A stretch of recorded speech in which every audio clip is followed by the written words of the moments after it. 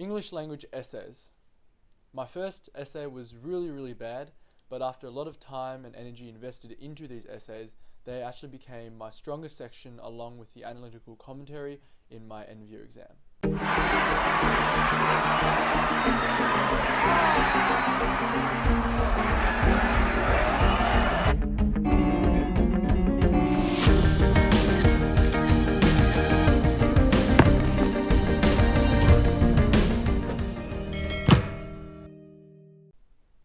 Hi everyone, welcome back to the channel. My name is Darren, a first year medical student studying at Monash University here in Melbourne, Australia.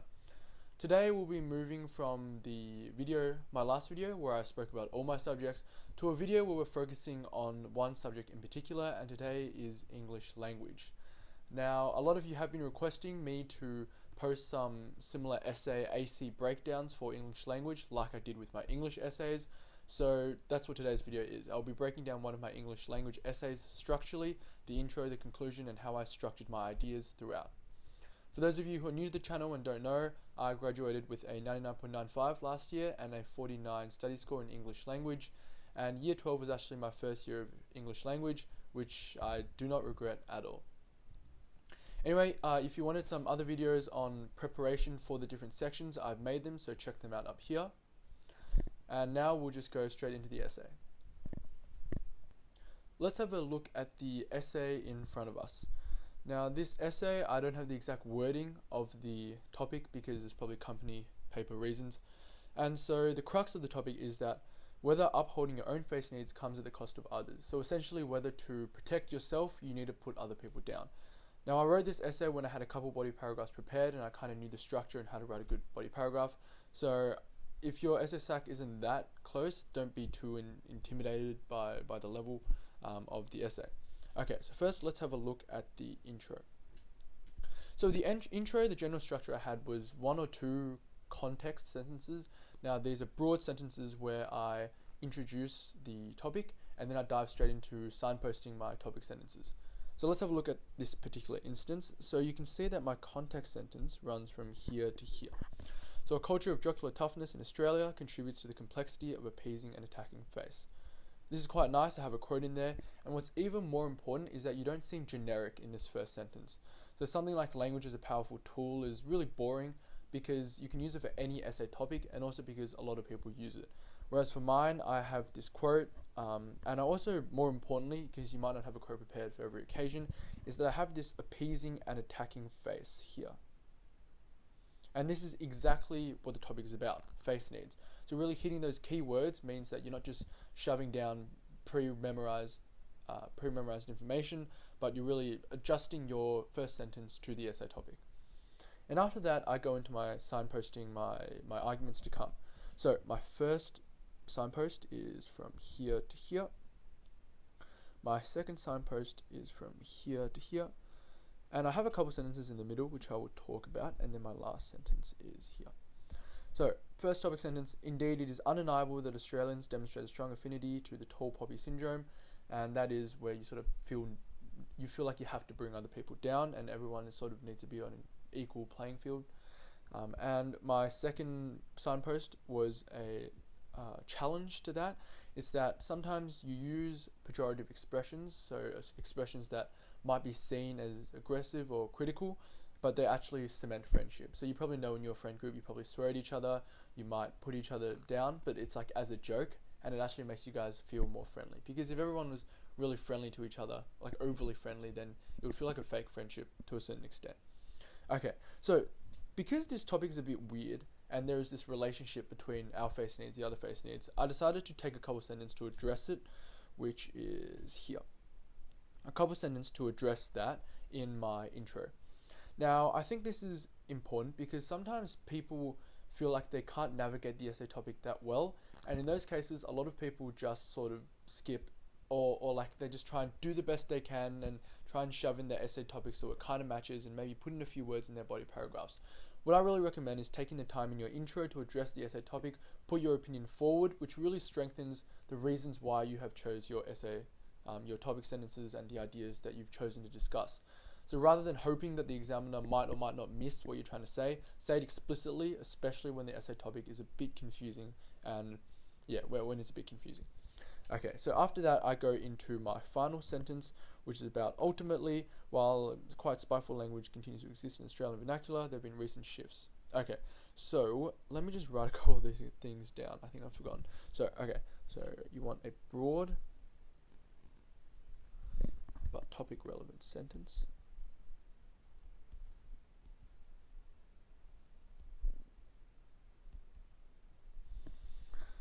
And then you want efficient signposting.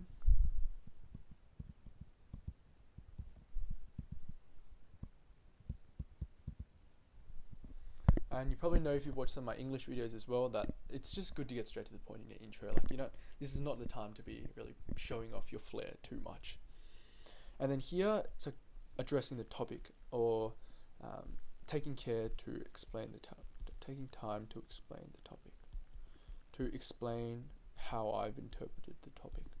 Explain my interpretation of the topic.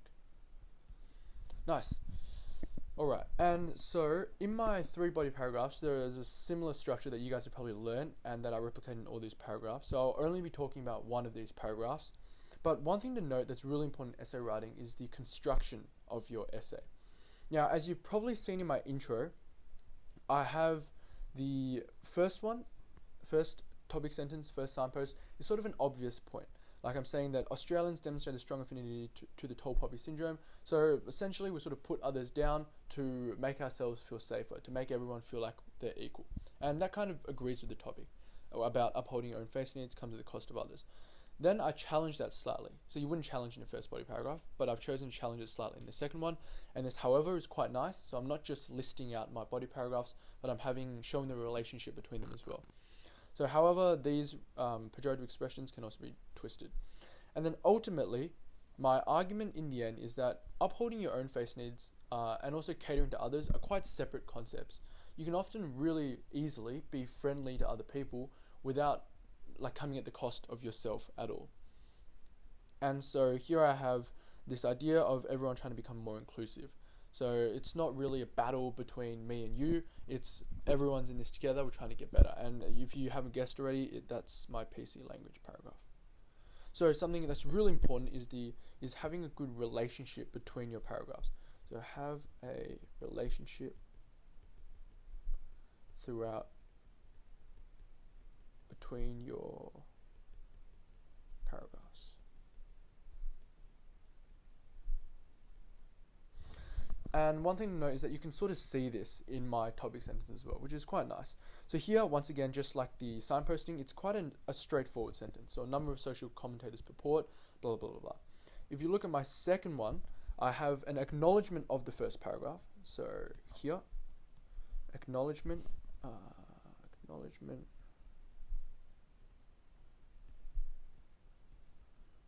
Does acknowledgement have an E? I think so. Acknowledgement of first BP, and then acknowledgement of first BP and how the second BP relates.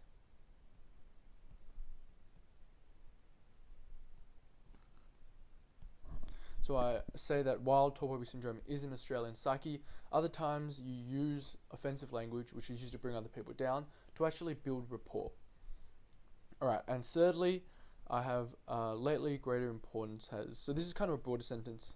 I could have acknowledged the previous paragraphs as well, which is what I could have done a bit better.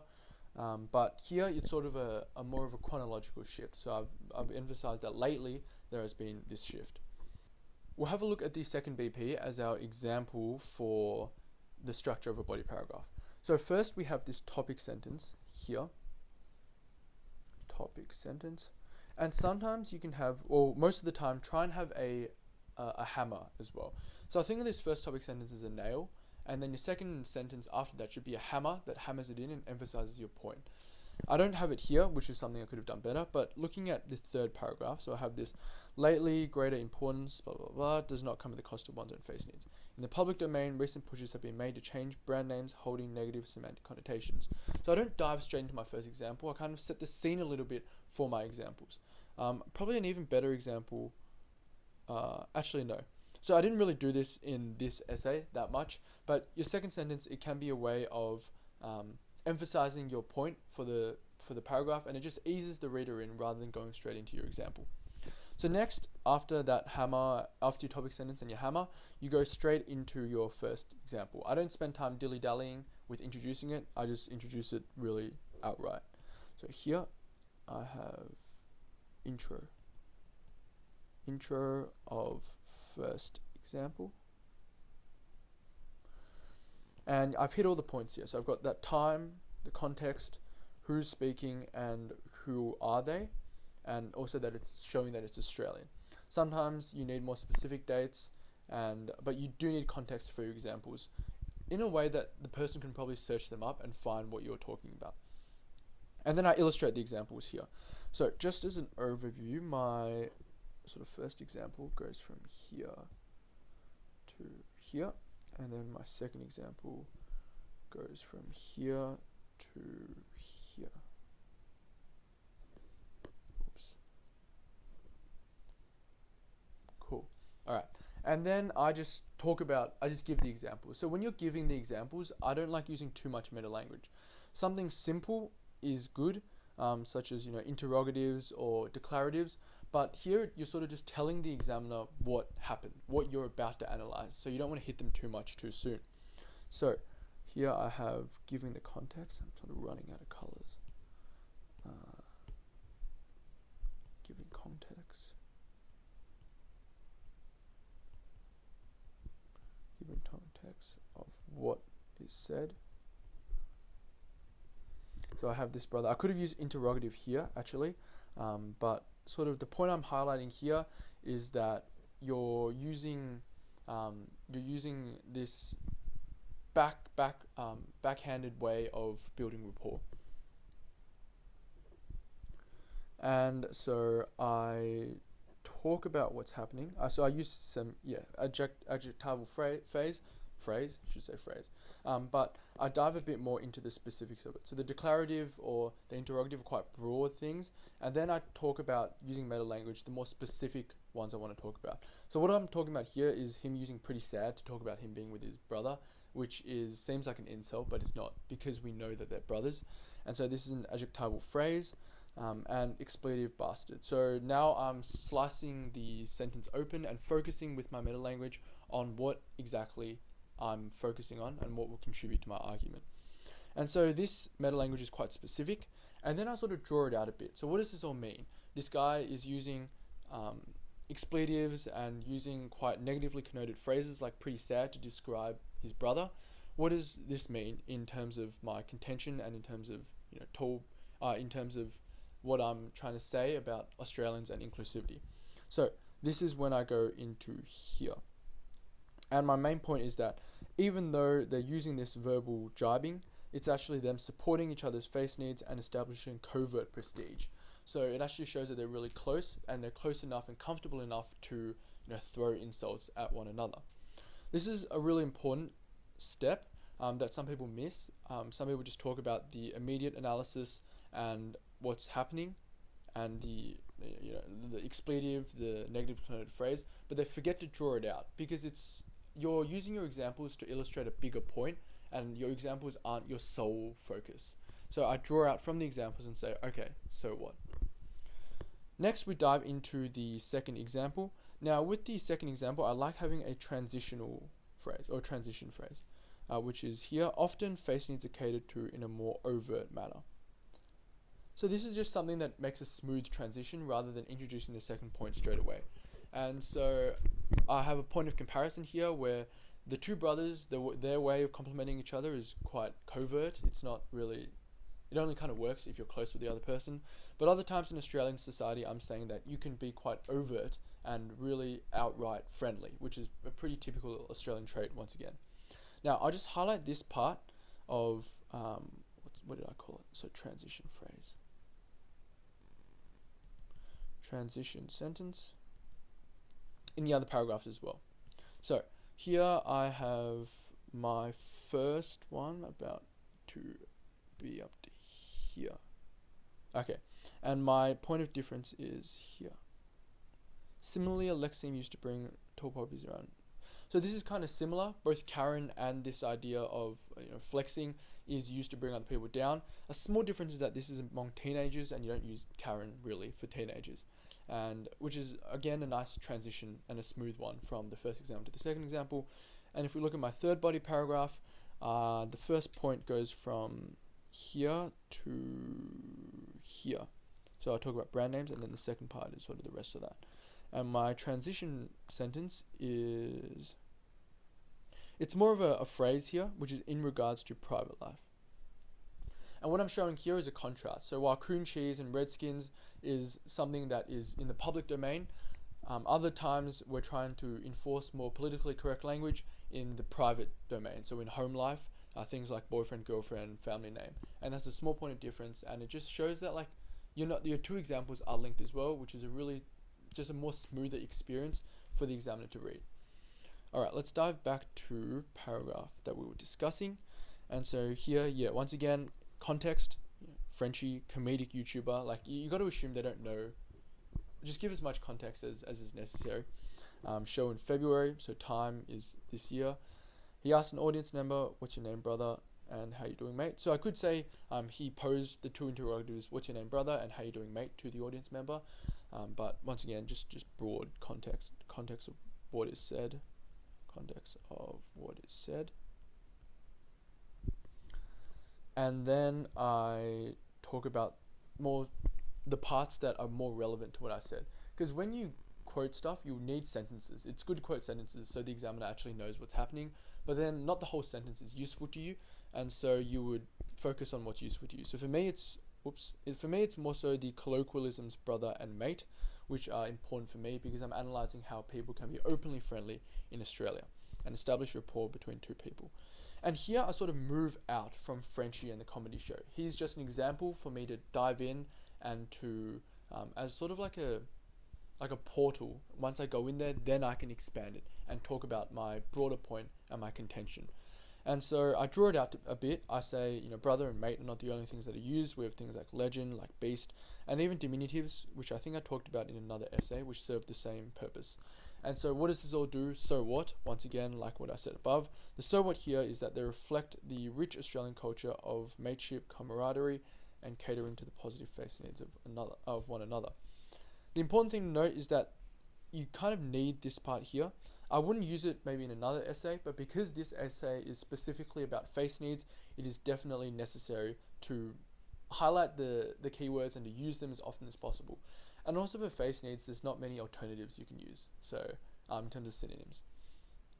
And so this is the big so what, which is quite nice. So I go in, I look at the context, I look at what's said, I incise into it and see more specifically what helps my point, and then I draw it out again to the broader point and what I'm trying to say overall. So it kind of looks like this. In terms of how your analysis dives in and then draws back out. I learned that in English, actually. Alright, let's have a look at my conclusion. So conclusions, like with English, I don't like just summarizing. I like at least making it interesting and maybe looking towards the future, or just being quite philosophical with it. I think here I chose to look at the future. So first, I don't go straight into summary. I sort of acknowledge what I said in the intro about face needs, my face needs, your face needs, how they're not really distinct and how it's kind of a muddled territory. So here I say, is a compromising and promoting face needs. A laid one is tightly intertwined with Australian culture. So just a really nice sounding sentence, which is really important. Sometimes you just got to make your sentences sound quite good. And the same with the topic sentence, which is why I don't say it's a powerful tool with your first sentence of your intro, because it just sounds really bad. Okay, so nice sounding sentence. And it's tightly intertwined with Australian culture. Now, after that, one thing to note is that with the conclusion, you don't have to follow a fixed structure. Sort of like with the AC, but with the conclusion, just do what you think feels right. Cover your bases, maybe with one sentence concluding, but then do whatever you like, as long as it's sort of on topic. So talk about the future, talk about things that are interesting. I think it's just so much better that your conclusion is sort of what have you learnt from the entire essay, rather than just a repetition of what's been said already. Okay, so along with a disdain for being conspicuous, is also in the ludic nature of Australians regarding verbal sparring and surface level insults. So this is sort of my second point, that you use these insults to strengthen your relationships with your friends. And finally, this is PC language, but it's not just PC language. It's about how language is changing and how it will change in the future. And I'm linking that into face needs because that is the entire topic. So no matter what you've prepared at home, make sure to use the keywords so many times throughout the entire essay. That was all I was thinking. Okay, so indubitably treatment of other people's face needs will continue to evolve. So it's looking to the future as an accompanying shifting societal mores regarding relationships, minorities, and inclusivity. So a really nice sentence that makes this seem like not just a mere meta-language-y essay, but it's like an Australian society and language, which are both two really big concepts, and your conclusion should reflect how, like, the magnitude of these two ideas and the relationship between them, rather than just a really bland, okay, this is an English language essay, and we talked about, ethel lex. So try and make it interesting. Alright, that's it for the essay then. I will leave the essay in my, and my annotations in the description box below, so check it out if you want to ever go through this, and leave any questions you have in the description box below. Thank you guys for tuning in to today's video. I hope you've enjoyed it. SACs are probably picking up now and end of year exams are looming, so please let me know in the comments if you have any videos, any concepts you'd like me to cover, and I'll be happy to consider them for future videos. If you haven't already, please like, comment, and subscribe. Good luck for your preparation, for your SACs, for your assessments, and I look forward to seeing you all next time.